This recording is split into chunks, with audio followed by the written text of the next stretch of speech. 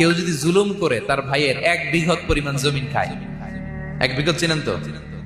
এই যে আমার এই আঙ্গুল থেকে এই আঙ্গুলটা, এটা টান টান করলে যতটুকু জায়গা, এটা বলে 1 বিঘত। শিবের আরবিতে বলে শিবের।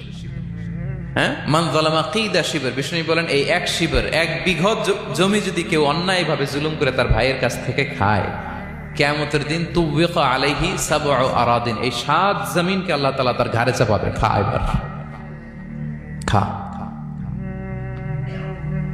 অন্যের জমি খাওয়ার এত শখ ছিল, এবার 7 জমিন ঘাড়ে কর।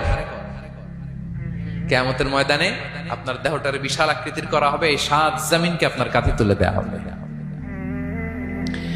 এজন্য আমরা অন্যের রাইটস, অধিকার যেন নষ্ট না করি, কারো উপর যেন জুলুম না করি, কোনোভাবেই না। আমরা নানাভাবে এই জুলুমটা করি।